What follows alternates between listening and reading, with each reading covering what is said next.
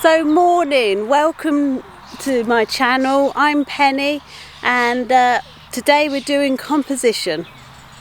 You'll have to mind the hair, we're in lockdown mode. I have a massive fringe, I don't know what to do with it, so we are going huge quiff. Composition is a difficult one to explain, and I hope I'm going to be able to be useful for you in this video.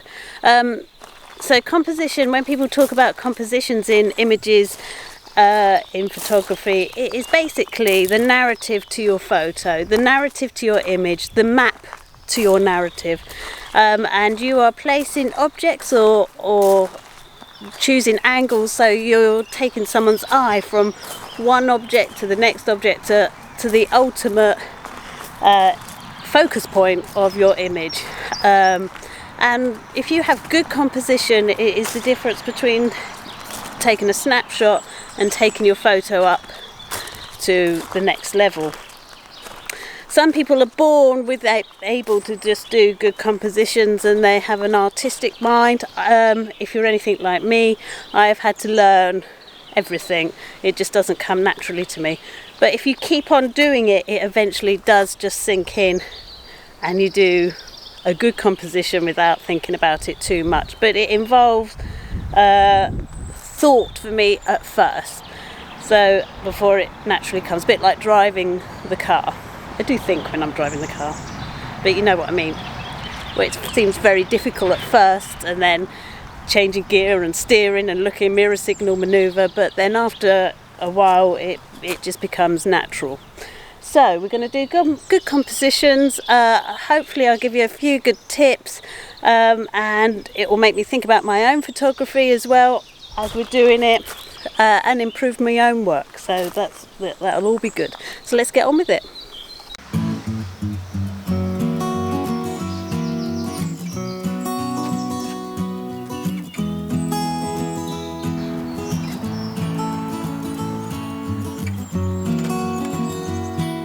Right, I hope the weather's going to stick with me. It's just started to cloud over. I hope it's not going to rain. But anyway, we'll get on with this. So what I thought would be the easiest thing to do is have one subject in the garden, which we have some roses here against the wall, and then try a couple of ideas on shooting the same subject with different compositions. And then you could maybe learn from something what you think is not so good and what looks better, and hopefully have a thought process in your mind as when you're shooting something. So at the moment I've set up here, I've got my first composition, and it's with a rose in the center and being framed by the leaves. So you can use framing as basically an obvious way of pushing the eye into a focus point. So let's have a look and see what we're doing. Right, okay, so what I've got, I'm just going to turn my camera, this camera here, onto video mode as well. So this is the picture I've got set up here, and if I put my hand in, and the idea is, this is the rose itself, is the point of focus, obviously, and then around the edge here, these are my framing of the rose. So the idea is that I am framing with the leaves my point of focus, and hopefully that gives a bit more interest. I've just noticed in the background there is a leaf. So when you're doing this, you've got to do edge patrol. You hear that a lot if you watch a lot of photography videos, and how you're going to decide what's coming in and out of the picture. So I've done a little bit of edge patrol. It's quite messy at the bottom here, so it's quite difficult, but you've just got to make your own decisions. It's best to either have, if you've got to have something in there, to have a portion of it in there so it doesn't look like a mistake and it looks intentional. There's one thing here that is bothering me, and that is the leaf behind the rose. This one here. So I'm going to do something really naughty and snip it off. Now, this is my garden, so I will get told off because I don't look after the roses, but only by family members that's allowed.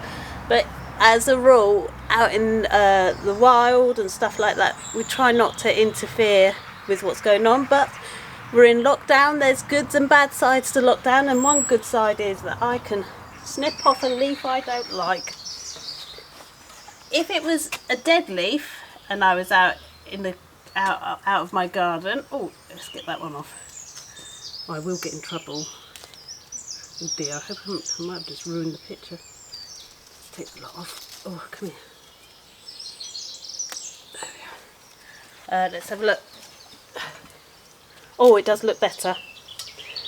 So yeah, if it was something dead, or it was easily just moved, and I'm not going to interfere with nature as such, I would move it. But I wouldn't take off anything live, or, you know,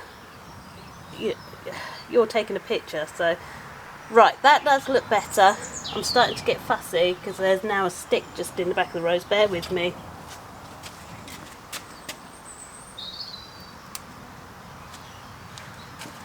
Right, let's take that.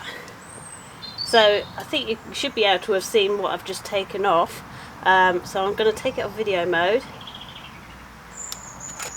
I will have to check my focus now because I've moved everything around. So let's get up nice and close on the back of my camera on live view. I'm going to manually focus now. I am manually focusing on not the centre of the rose. So I'm on F11.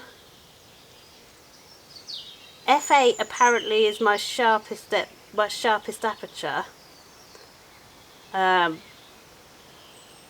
I felt that it didn't give me enough depth of field to have the back of the rose in focus and the front of the rose in focus. So that looks good. Let's take that. Let's just check our focus. So I'm bringing up the image on the back of my camera that I've just taken. Zooming right in. That looks nice. Excellent. So my readings are F11.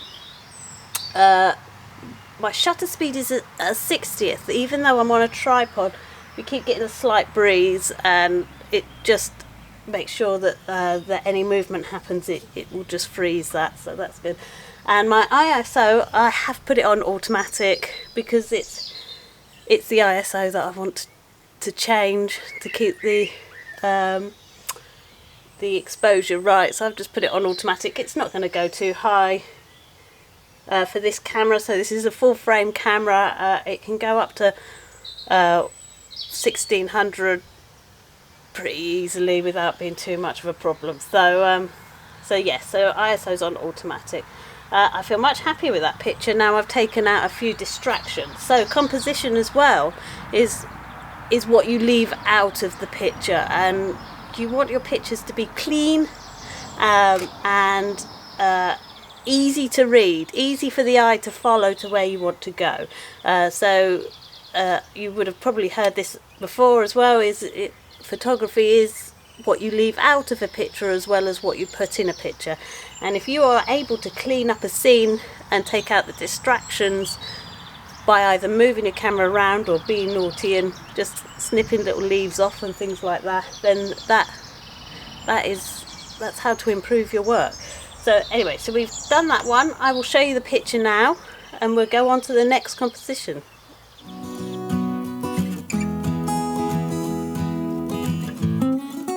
Okay, so we've set up another picture for the rule of thirds. So my obvious point of focus is again the rose flower. I've got to stop talking to myself, I do apologise.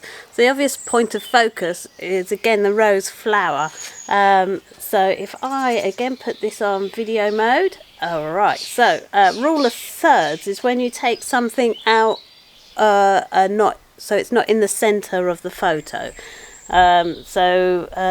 Today we've got this rose, which is my point of focus, and it is slightly to the left of the picture and not exactly in the middle. And that is the rule of thirds. Now you could also you could go a bit more at the bottom or a bit more at the top if you had a horizon, you could put your horizon, if the sky's the more interesting part, so you could put your horizon at a lower part, the bottom third of the image, or if your foreground is the more interesting part, you could put your horizon at the top third of the image instead of just putting it straight in the middle. So we're going to take this, I'll take it off video. I can't do, the camera can't do both. So let's put that, let's make sure that's looking good. I've done the rose at the at this left hand side because the greenery around the red is sort of swishing towards that way. It's really quite nice. And if I really want to change the way, I can flip it in Lightroom if you want to, which when you do that in Lightroom it does look weird at first, but you think that looks wrong, but as you just come back a few minutes later and have a look at it and see if it looks strange or not. So yeah, so that's good. That's that one. What I might do actually is show you if we just smack it in the middle and see if we're making any sense. So let's put it back on record. There we go. And let's move the camera head here. So this is this bit on my tripod, and pan smack in the middle. And let's get the rose itself smack in the middle on the actual picture, so you can see me moving it around. There we are, and I'll take that off video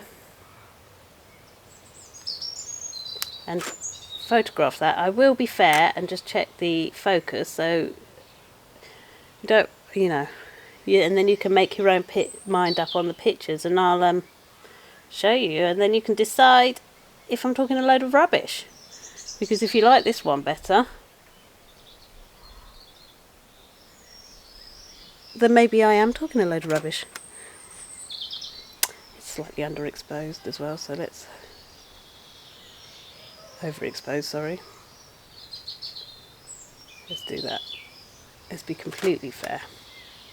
And I'll edit that exactly the same and then you can make your own mind up. But if you do like that one better, just remember we might call these rules, but they're not, they're more guidelines. Your brain is better than any rule, and if you like the look of something different, then that's right. It's subjective. So it's just a help. Alright, let's finish that one then.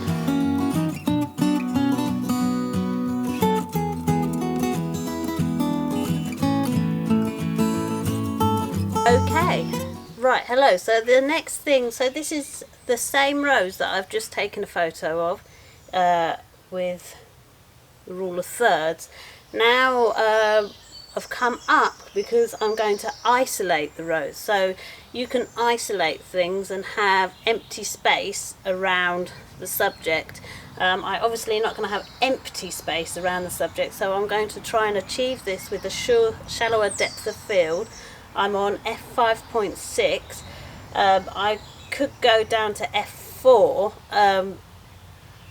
but I will try one at f4 and one at f5.6 and see which I prefer, because as soon as you start pushing your lens, the focus goes, and then the whole, something I could probably do in processing by sort of making the background a bit more out of focus and have the what I want in focus very sharp with f5.6, where if you get a shallower depth of field with f4 but you're pushing your lens, it's not such a sharp aperture, so the point of focus is not so sharp. And when it's very important that you have a sharp point, where if you're isolating that point should be sharp, it might be better to do it in processing when you've got it on the computer. I hope that makes some sort of sense to you. So anyway, what we'll put the video on this one, and I'll show you what I'm trying to do. So again, so this is what I'm trying to do. I'm trying to isolate. So we're smack in the middle of the picture, and when I edit it, I'll probably crop it. I do at the moment. I'm very into square, but we'll lose all of this. I would have thought all of this down the side here, and just focus on the subject in the middle. not keen on this leaf here, but you never know, we might even crop that out. So I have focused tightly right in the center of the rose, and that is my, I mean, it couldn't be more obvious. There is not really much of a narrative other than that is my point of focus. So this works really well for things like snowy scenes, and if you just got all white with some, I don't know, a dark tree, or maybe, you know, something in the landscape that's just, you know, you just want that to be seen. It's great. It works quite well. So in macro photography, if you're doing an insect basically, or a drop of water or something like that, that's basically what you're doing. You're isolating that one point, and in macro photography you're kind of forced to do that because there's such a shallow depth of field, and we are so close that we are, I mean, I'm on my macro part of my focusing on my lens, so we are doing macro photography really. So but it wouldn't have to be macro photography. You can put this into landscapes, product photography again, and into wedding photography or portraits. So you can isolate a person on top of a massive rock in a mountain, or you could isolate, what else could we do? Your products, I mean, yes, I mean, if it's a standalone product, if that's what you're trying to say about a product, then it's a standalone whatever, you know. You may want to have space around it to isolate it in an image to give the impression that yes, no one is near us on that product. So and that's, you know, this is how you use composition to tell the story. This is the story, and if you use that in your mind, that's what you can do, and that's how to improve your photos. So anyway, let's take this picture, let's take it off filming. Let's take the picture. Let's make sure it's sharp. So in this situation, I have all the time in the world, and I look on the back of my camera just to check the basics all the time because I have the time to do it. If I was doing wildlife or a wedding, I wouldn't do that so much because you don't want to miss what's happening in front of you because you're mucking about on the back of the camera. If you are confident in your skills, you should be able to do it. But if you're doing still lifes like certain products and landscapes and things that you've got time with, why not? You might as well check it and have something you're happy with. But yes, so anyway, we're going to try and find some leading lines next. It might be a bit more difficult, but we'll see what we can do.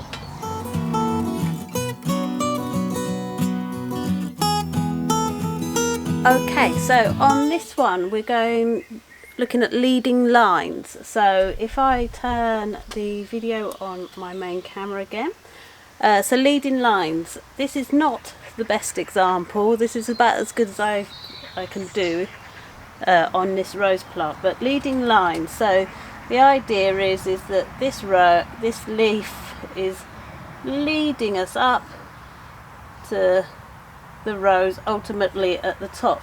In a landscape, that would be quite often you see pictures of nice rocks within a lake leading your eye up to a mountain or a castle or something like that, or you might see a root of a tree leading up to your point of focus, which is the tree, and things like this. So it's not a great example, but it's about as good as I can get. You can use leading lines again in your product photography, or again, so maybe you're doing, I don't know, jewellery, or you could have, if you were doing a necklace, the necklace itself just wiggling in front of the ultimate pendant or whatever you're taking, or you could do a ring on someone's finger and you're using the line of their finger up to the ring to the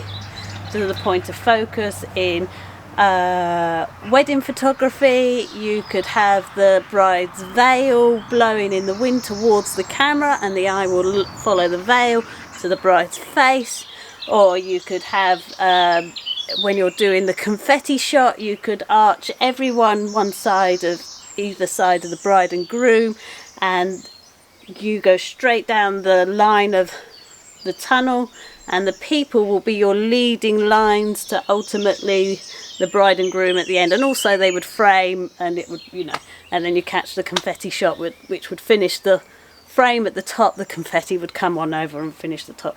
But so, you know, that's how to use leading lines. So I do apologise that this is not the best example, but I hope it gives you an idea that the line of this leaf is coming up to here, and that everything is basically pointing up to what would ultimately be a tree or a mountain or some interesting rock in a landscape.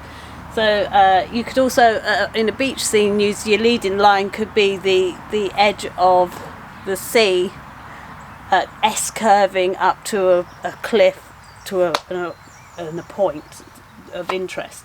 So yes, so I've put some water on just to add interest. So again, you've got to decide what you are putting in and taking away. The other thing I had to do here, you see this is uncomfortably close to this leaf here, but it's not quite touching, so I've had to move the camera slightly just to try and keep that off. And I also not keen on this line here. This is distracting. If I could, I'd take that out. But yes, you know, you've got to keep it as tidy as you possibly can. No unnecessary stuff in your picture, and you will find that really improve. That alone, taking mess out of your picture, that alone will improve. So we've got this. I mean, you can't always do it. This is a distraction as well. You just got to do the best you can. I think is the answer. Do the best you can. So yeah, hopefully you like that. Yes, so that's that one.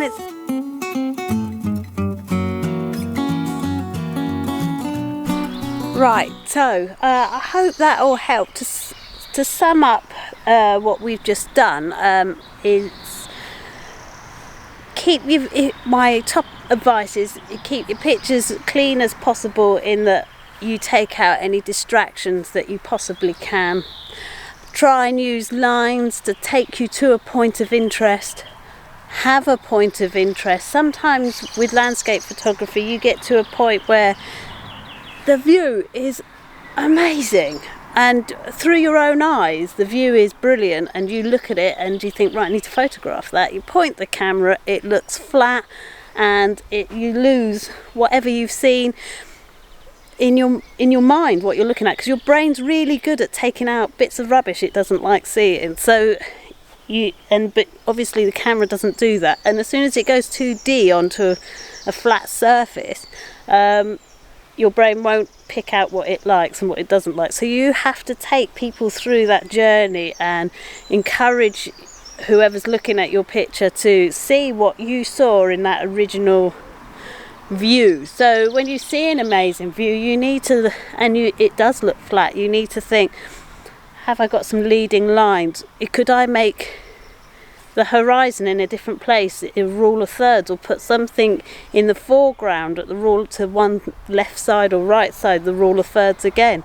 Or could I just isolate with the mist, isolate one thing sticking out? Or am I taking pictures of a flower and you've just got one different colour coming out of a mass of other colours? That's isolation as well. And as soon as you look at something that you want to photograph and you start taking yourself at a lower level or a higher level, or isolating or taking bits out of the picture that are just distracting, that is when your photos will take a new level up. And I am no expert on this, but certainly it's one thing I strive to carry on, keep doing in my photography, and over years and years and years of doing it has improved the way I do it. So you just got to keep plodding on with it. Anyway, I'm babbling on. I hope you've enjoyed this video. If you have, please do like, please do share, and also if you can subscribe, that would be super brilliant. If you have a comment you want to make, I would love to hear it. I'm doing this YouTube channel just to learn for myself, as well as hopefully anyone out there getting any top tips. If you learn something from it, that's a bonus. So yeah, I enjoy it. I hope you're all feeling well out there and creative, and you're keeping, you know, yourself taking loads of photos, and yeah, and you're all happy. And if you, yeah, I'll see you next week. I'm going on. Take care. Bye bye.